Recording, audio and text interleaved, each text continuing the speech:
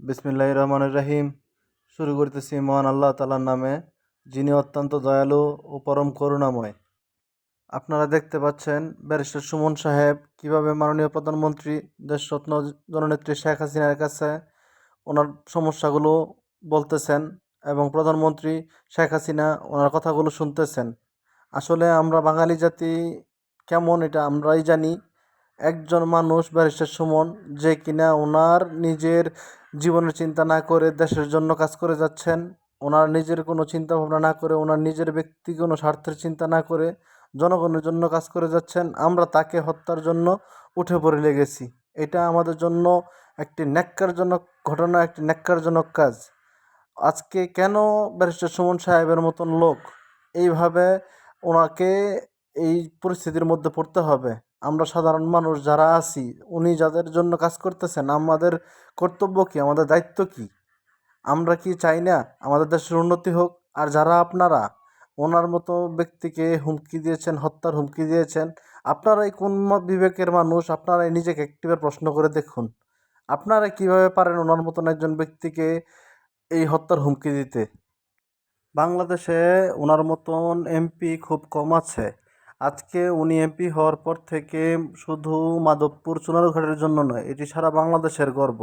আজকে উনি যেভাবে ওনার দায়িত্বকে মানুষের সামনে তুলে ধরেছেন, মানুষের সামনে পরিষ্কার করছেন, আপনারা আরও যারা এমপি আছেন বা আরও যারা আছেন বিভিন্ন পর্যায়ে কর্মকর্তা, তাদের ব্যক্তি স্বার্থ হাসিল করতে না পারার জন্য আজকে ব্যারিস্টার সুমন সাহেবের উপর এই হামলা এবং বিভিন্ন ধরনের হুমকি ধামকি। কেন?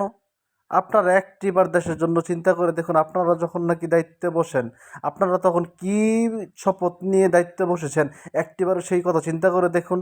আজকে আপনারা কতদিনের জন্য এই পৃথিবীতে থাকবেন? মরার পর আল্লাহর সামনে যে আপনারা সম্মুখীন হবেন, তখন আপনাদের কি বলতে হবে আল্লাহকে, একটিবার হিসাব করে দেখেছেন? আপনারা ভবিষ্যতের কথা চিন্তা করুন।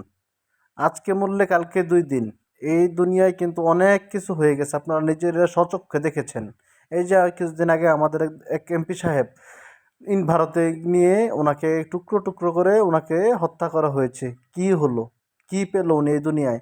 আরও মরার পরে অনেক ধরনের অনেক কথা আমরা শুনতে পাচ্ছি। আমরা চাই না আপনারাও মরার পরে এরকম কোনো কথা আপনাদের সম্পর্কে উঠুক। আপনারা এমন কাজ করে যান, এখন আপনাদের হাতে ক্ষমতা আছে, আপনাদের হাতে সময় আছে। অনুরোধ করি এমন কাজ করে যান যাতে মারার পরে মানুষ আপনাদের জন্য কান্না করে, মানুষ আপনাদের জন্য দোয়া করে।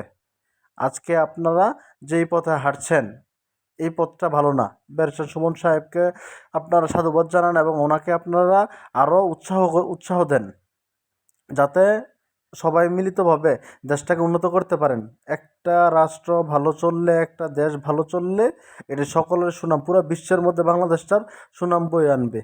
আজকে আপনারা ওনাকে এই হত্যার হুমকি ধামকি না দিয়ে, আপনারা এইভাবে ওনাকে ভয় না দেখিয়ে ওনার পাশে দাঁড়ান। আমি সবাইকে অনুরোধ করব, আপনারা দয়া করে ব্যারিস্টার সুমন সাহেবের পাশে দাঁড়ান।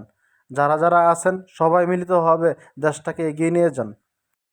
আর আমি বিশ্বাস করি বাংলাদেশে এমন কোনো মানুষ নেই যারা ব্যারিস্টার সুমন সাহেবকে চিনে, ব্যারিস্টার সুমন সাহেবকে কোনো ক্ষতি করতে পারে, এমন মন মানসিকতার লোক বাংলাদেশে খুব কমই আছে।